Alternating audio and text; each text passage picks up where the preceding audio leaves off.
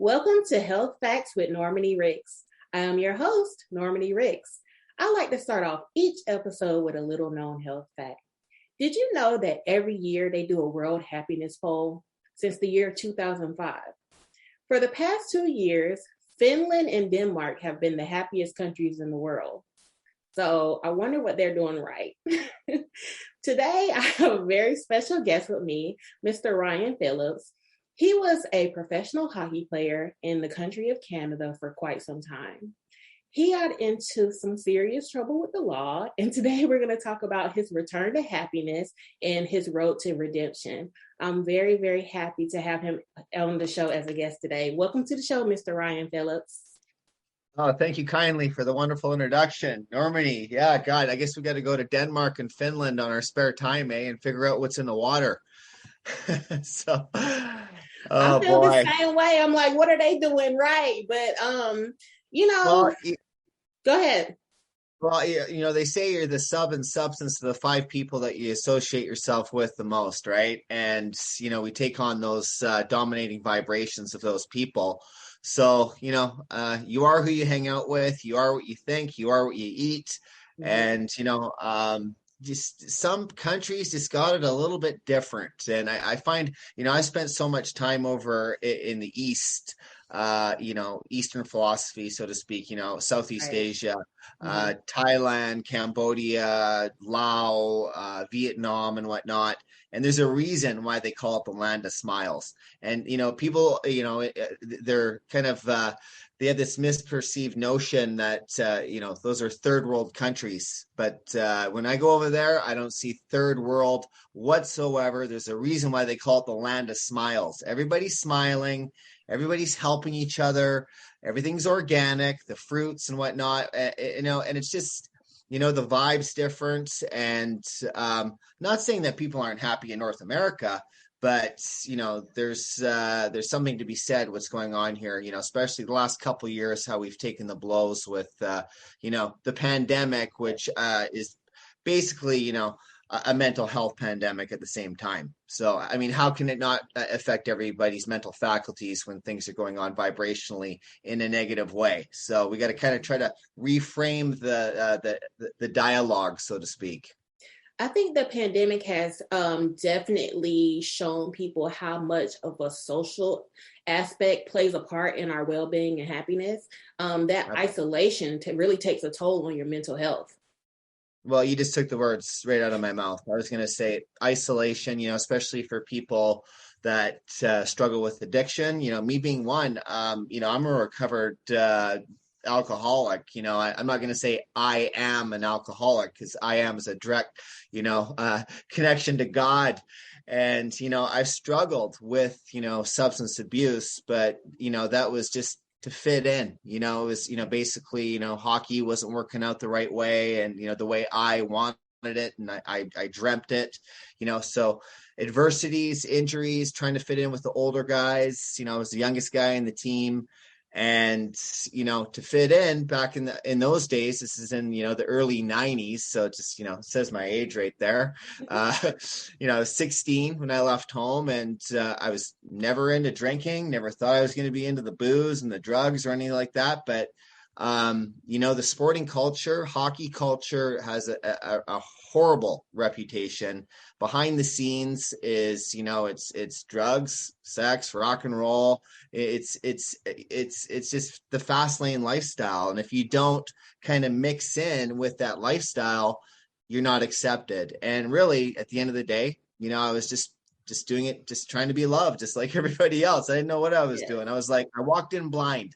So, Right. and I came in with an education. I think that the professional sports in general, there's a lot of the behind the scenes, sex, drugs, and rock and roll, especially when you're young and you really haven't been prepped for that life and the peer pressure. You're getting peer pressure from grown men at this point, and you're a teenager. So that's a very unique situation. So. No, absolutely. It was, if I could do it all over again, I mean, I have absolutely no regrets in my life. I live my life forward, not backwards. So, and I believe that there's lessons to be taken from every single circumstance and situation. And the thing is, for me, there was a lot of abuse with the hazing. There was, Mm, and you're young, your brain's still developing, right. and you all of a sudden, you take on this identity. I'm Ryan, the hockey player. And that's who I am. That's all. Everything that I dreamt to be is now coming into fruition, coming into full manifestation, so to speak. Right. And the coach let things happen that were an absolute, it was a debauchery, really. Like, I don't want to get too graphic on it. If you want to see some of the graphic stuff, watch my story on National Geographic, and you can see a little bit of it. But that's just the pinhead of the whole story.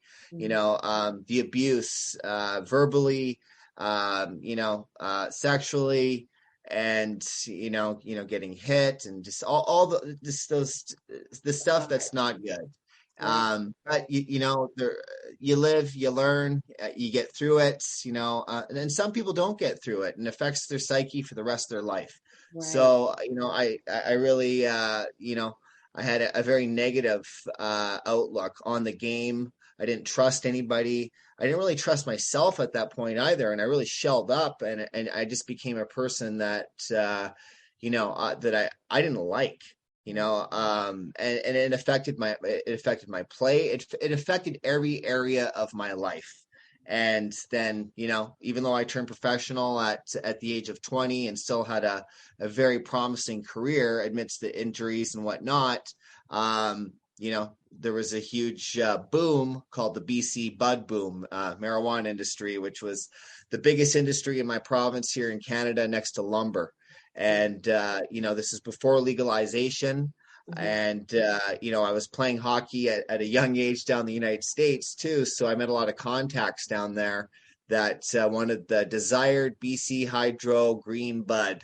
And so I could get it. I had lots of connections and knew lots of people, and 1 pound turned into 2, turned into 5, turned into 20. Yeah. Next thing you know, it's, hundreds and hundreds and thousands, and, feeding all the way down the West Coast, Chicago, New York, you name it, and then landed my butt in a 8x12 by the time I was 23. So, spent Wow. over 500 days in a maximum federal penitentiary in the U.S. And I got out.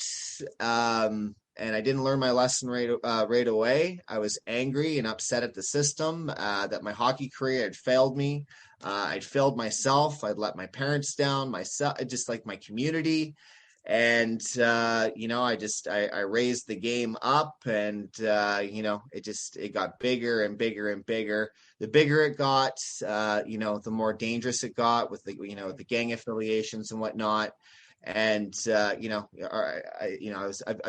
been very open about my story. If I'm not open about it, I'm not being honest, and I Right. can't help people through my story, because I'm all about helping other people. That's what I stand for. I've dedicated my life to world service, to serving the world, and just making this world a little bit better.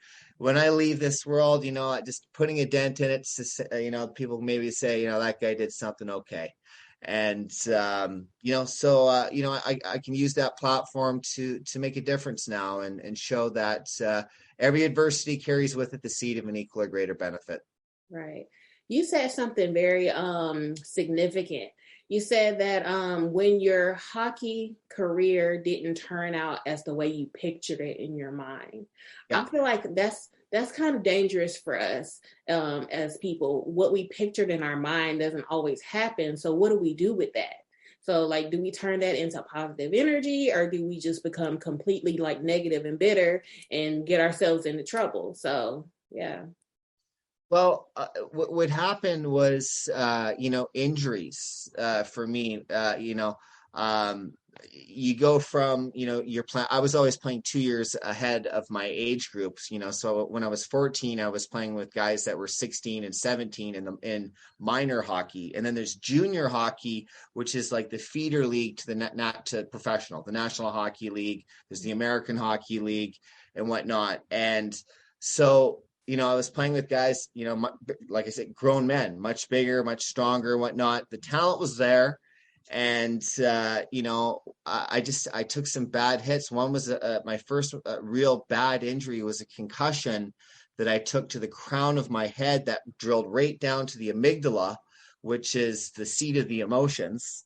And so basically up until I was diagnosed with post-concussion syndrome, and I've suffered 50 plus concussions Oh in and my out of hockey, goodness. not just hockey, but, lacrosse, God, wipeouts on dirt bikes, you name it. So my brain's been bashed, but the faculties that do work, I would say my intelligence is still there.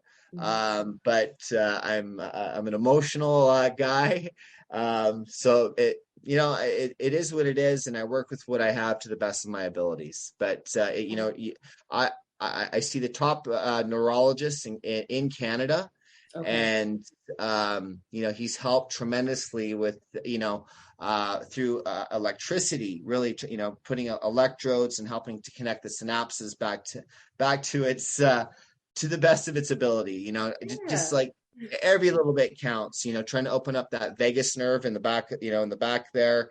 That releases serotonin and dopamine, which are obviously the pleasure chemicals that are released into the brain, right? So, I do struggle with sleep. I do struggle with with bouts of feeling low mood and whatnot. But it all comes down to energy. At the end of the day, if I'm around positive, like-minded, energetic, good people, there is no good or bad. It's all perception and projection. But at the end of the day, if I'm associating myself with people that I really love and care about and are doing good things, then it rubs off. And I like to live my life in that flow. So So, how did you get involved in traveling to different countries and doing missions and, just spreading positivity throughout the world? How did that initially start? well, I guess I've always had a zest for adventure, and now it's been, God, I've traveled to over 70 countries in my life.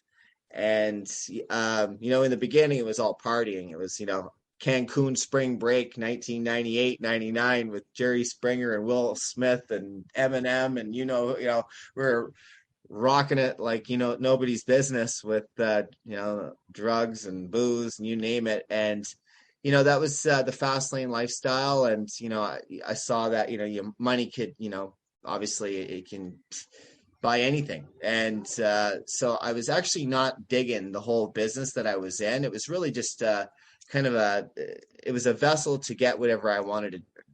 Really, it was like winning the lottery every 3 or 4 days. The amount of money that you bring in with what we were bringing in with that plant was insane. Mm. And it just got to the point where I just was so unhappy. Like no amount of money was making me happy, and the people that were around were just, I was allowing them to use me for that. And even though it was an intelligently laid out program, so to speak, sending program with planes and trains and boats and kayaks and all these smuggling trade routes that I conjured up with my associates. Mm-hmm. It enabled me to travel the world. And it got to the point where like the last 5 years that I was in that business, I basically ran my business with Blackberries. I'd be in Greece and all over Europe and all over the world, really. Mm-hmm. And then when I got out of it, many years ago now, I just, it was just, I couldn't look at myself in the mirror and be happy with the person that I saw, knowing that I was being dishonest. Okay. And I don't know. I just, I was banned from the United States forever after doing my prison time. And I had a daughter in the States. And I just, I just had this like burning desire in my heart, just that I loved kids. I love to give back to, just anything I could do to help, the younger generation, or just anything I could do for like volunteer. I always liked volunteer work. That's the thing, is I was never a gangster. I just associated myself with a lot of gangsters. So then I was called a gangster. I got the tattoos just to kind of fit in too, right? And in 2012, I found myself actually, paradoxically so, talking about happiness. I was filming a movie on happiness in Southeast Asia. And I was in this little country called Laos. I was skipping rope in the morning. It's about 5:36 in the morning, and I get a phone call from an actress friend of mine out of Los Angeles. And she was working, doing some volunteer work with an organization in Cambodia to help with the eradication of child sex slavery and human trafficking. And I had absolutely no knowledge at all about that cause. I didn't know anything about it. And she said, well, she's like, I see you're filming a movie about happiness over there. And she goes, why don't we show giving back in a way that, she's like, we're actually, there's going to be 21 riders riding across Cambodia, all for the purpose of, we're going to be going into different shelters with these girls that have been rescued from that horrible industry, and raising money to build more shelters and help feed these kids and whatnot. And she goes, why don't we film it? We show the positive aspects with the whole thing. And I was like, okay, I'm in. I'm done. Yeah. Count me in, and next thing you know, 3 weeks later, I'm riding across Cambodia with, there was 21 of us, and God, what an emotional journey. It was so amazing. And, we just met some of the most amazing people on the way too. These kids just, just showered you with love. There were so many tears, so much laughter. Every pedal was a pedal with purpose. It was just beautiful. And, the country of Cambodia is just absolutely incredible as well. I've been blessed enough to meet the king of Cambodia, who's become a very good friend of mine.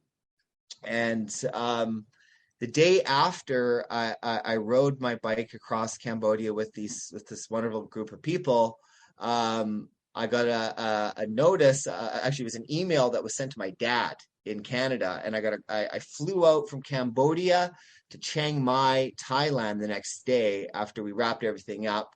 And the notice was, on the email, was I'd been granted a humanitarian pardon back down to the United States of America, so I could actually see my daughter again. Isn't that amazing how that worked?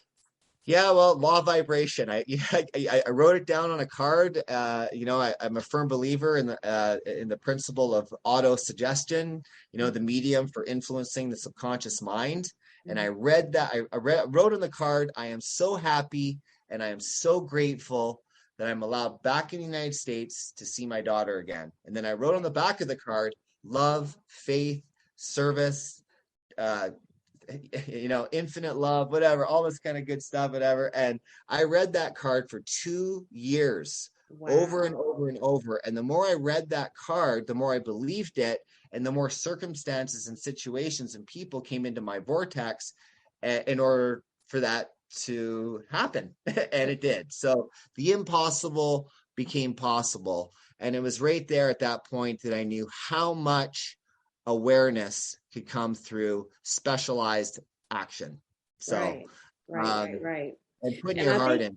I think it's very important to be grateful for your blessings that you do have. So focus on what you can control in the moment, and then the other things can come eventually, but just not being, I guess, a miserable person every day and trying to do the best you can with what you have. And then counting your blessings and being grateful for where you are in that space and time. I think that's important. Absolutely.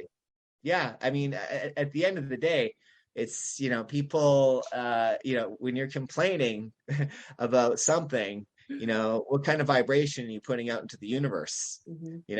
But like, even say like, thank you that I got sick last week. I didn't get sick. I don't get sick. I always say I just don't get sick. I haven't had a cold or a fever or nothing in 10 plus years. But if you do, or something bad happens, just say thanks to it. Thank you. I'm glad that this happened.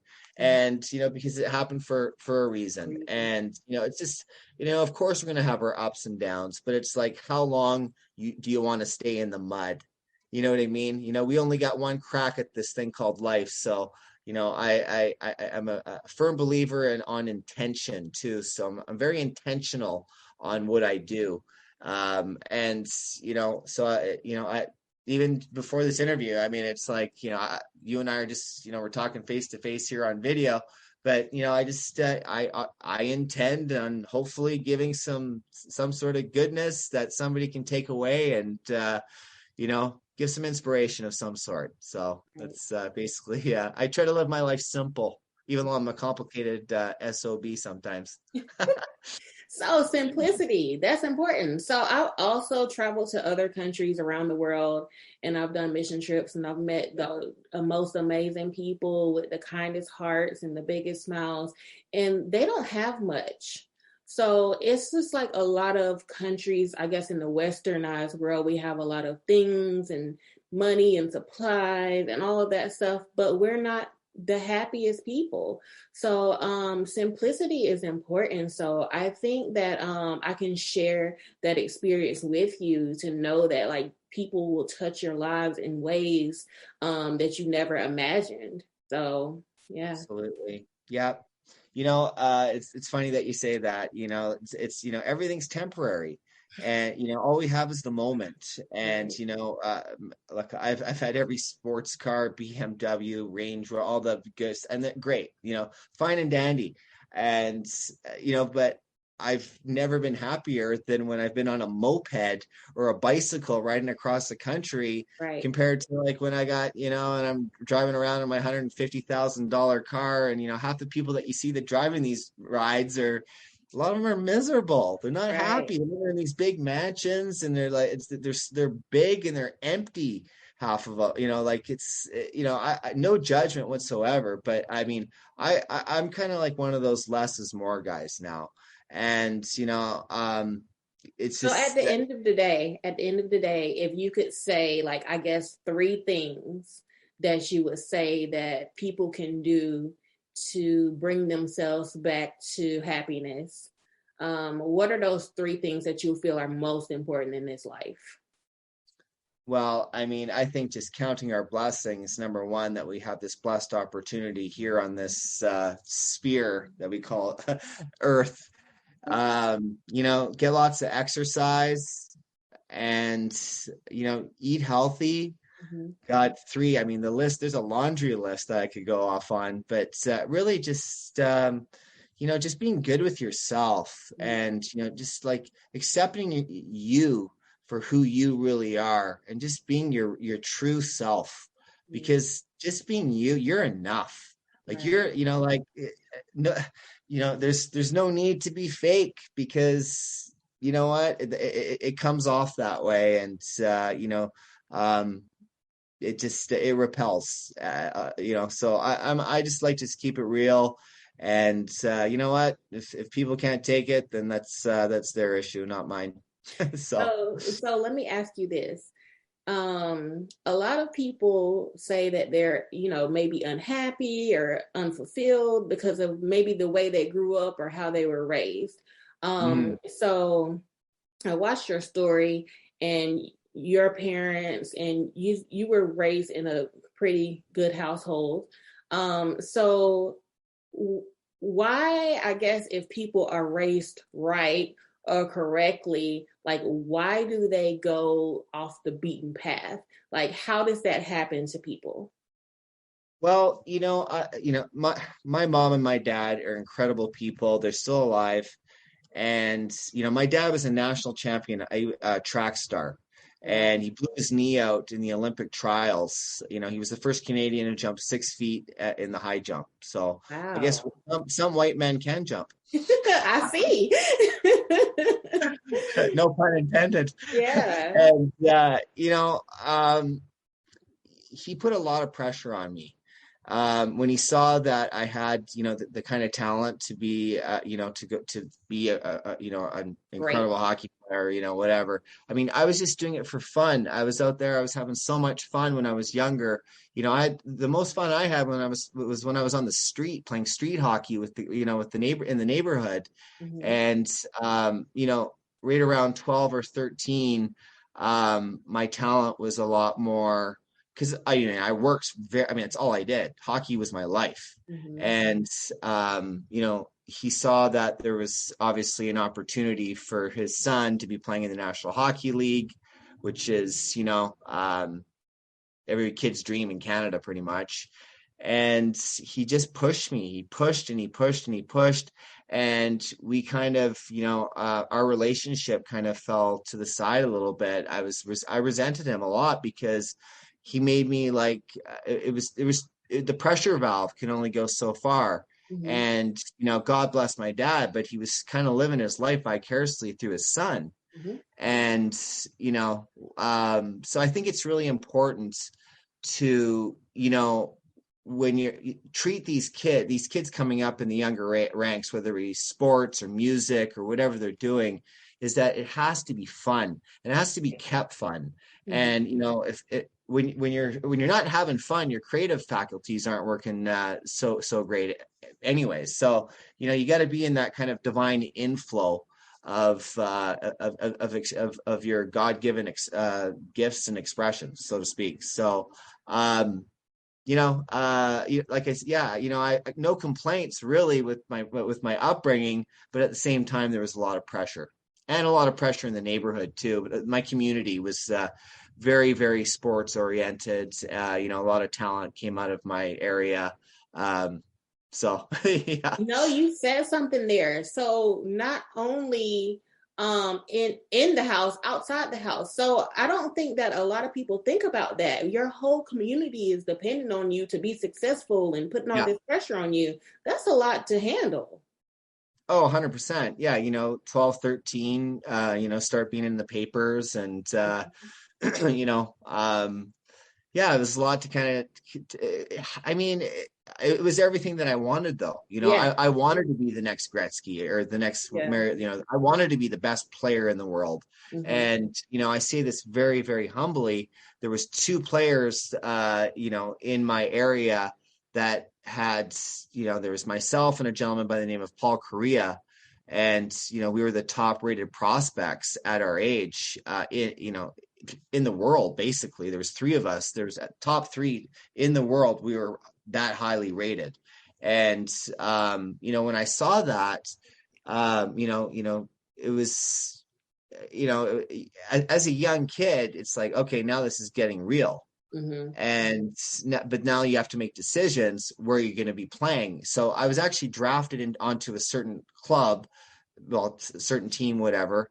And at that point, I had no idea about all the initiations, about the culture and whatnot. And Right. so I'm thinking everything's just gravy, everything's just awesome. And so basically, thrown out to the wolves there, and a little bit of resentment towards my father because he dropped me off at this house. It looked haunted, for crying out loud. I was, I did 16, and he's like, "All right, son, go out there and give her." And he's it was, I think he was there for maybe about 10 minutes and helped me put my bags in my new room up the creaky stairs. And there wasn't a lot of food in that place at all. And unfortunately, my billet, the lady, was a host family that I lived with. There Hmm. was no husband. She had an adopted son. God bless him. God bless her. But I think at the time, truthfully, she was doing it to get a paycheck. Right. They didn't screen host families back then in the early 90s, and they do now. Hmm. And from the time I was 16 to 20 when I turned professional, I lived in 12 different homes. And Wow. so, like, environment is everything, right? And Yes. So living in that kind of a destructive environment, so to speak, where she was, I had to leave my door open at night. I had to, she made me leave my lamp light on, and she was just like, she was very, very strict. Like my mom was strict, but this lady she wasn't my mom, Right. and tried to be my mom, Mm-hmm. and it was very uncomfortable. I really, really, I had a very difficult time even like, being around the house. So I stayed away as much as possible, and she didn't like that. Okay. And, things happen, right? It taught me a lot. Had to grow up real quick. And Everything in this life is a learning experience. yeah, and if you don't learn the lesson the first time, it's gonna come around. And you're gonna have to do it again and again until you get it right. Mm-hmm. So, Mm-hmm. but or is there a right or wrong way? That's the thing. At the end of the day, I'm all about embracing every experience. Whether you deem it negative or positive. But for the most part, it's all a mindset. Mm-hmm. And everything I think that I went through back then was just setting the stage for what I'm doing in my life now. Right. Really So can you, I guess, speak to some of the gains that you made in your spiritual journey when you were in the eastern side of the world? I mean, I remember at age 11, telling my mom that we create our own reality. I always had this deep, I don't know, kind of understanding that thoughts become things, Mm-hmm. and we can really, transmute non-physical into physical reality, just through thought and through imagination. I really believe that imagination is the workshop of the mind. So, being over in Southeast Asia, visiting all these, temples, and, I'm a Christian. Mm-hmm. But I still believe that we're all under one God, and this, the spirit of the universe, whatever you call it. Um, I believe we're spiritual beings having a human Right. experience. Mm-hmm. You can even go deeper, saying that we're holographic images projecting themselves through a human nervous system, becoming self-aware. I haven't So heard that one. well, yeah, think about it. It's I don't know. I did a lot of reading when I was younger. I don't read a lot of books now. I just, I kind of just tune in, and spiritual growth can be very painful too. Right. I think a lot of that even happened when I was in prison. When I was in prison, there was a guy that he's a little Japanese guy. His nickname was Tojo. Actually, has one of his 7 aliases. He was in there for 250 pounds of pot, trying to smuggle it over in an army truck, and he took a liking to me. He saw that I was really depressed in there for the first 7.5 months. I had the blankets over top of my head. I felt like a disgrace, and I just really hated myself, to be honest with you. And he said, "Get out of here!" He kicked on my cell door, and he's like, "Get out of here! You come up to my room." And he was the one that actually started teaching me about the law of attraction. How to tune into the finer and higher vibrations in the universe. And I didn't know what the hell he was talking about really at the time. Like I had what? my own language for it, but he had a different language for it. And we started writing. And everything that I wrote down came true. Everything that I wrote down in prison came true. Everything that I've always written down, if whatever the mind can conceive and believe, the mind can achieve is what I believe. Absolutely. So, yeah, I'm a firm believer in, putting pen to paper, and, once you write it down, you believe it. You just got to be in that receptive mode in order to, draw it in. Mm-hmm. So, and you can do that with anything. Like this phone in my hand was a thought before it became a phone. It's always been here. We've always had the intelligence to make this phone. That is so So true. yeah. So it's I don't know. I guess maybe I'm a deep thinker too, and I just I don't know. Well, no, thank you so much for sharing your knowledge and getting on different platforms and changing people's lives and thought processes and letting them know that there is redemption in this life. So thanks for being a positive example. Thank you so much. Well, that's why Charles and I are doing True Redemption, flying Right. high. So, Can't um, wait. Can't wait to see I it. believe in second chances. I believe in third chances. I don't even believe in mistakes. I believe that they're lessons. And so, this is going to be an exciting show that I think the world is of. And there's going to be some wonderful people. I mean, there already is. There's so many people that are just coming to the forefront that are making there's so much power behind it, and it hasn't even started. Right. I'm so excited to work with a gentleman like Charles. He's got such a huge heart, and everything he does is just with passion and purpose, and he's right in my wheelhouse, and I'm eternally grateful to Eric Kusin from Same Here Global. Mhm. He runs a mental health platform. So we're really going to try to reframe the way humanity views mental health. Mental wellness, mental illness. I don't believe there's such thing as mental illness. We can have illnesses, but at the end of the day, when we look at mental health or mental illness, whatever you want to call it, um, you know, there's got to be a different way. We got to actually change the way we look at it and the way we approach it, and solution based ideas that we can implement into the system that to me has been botched on both sides of the border. I'm in Vancouver, Canada, but I might as well be living in the United States. We're very Americanized here. I've lived in Los Angeles, New York, Louisiana, Nashville. I mean, I've lived half my life I've spent in the United States of America. I've lived in Miami, so I've been Okay. lived in Florida before or whatever. But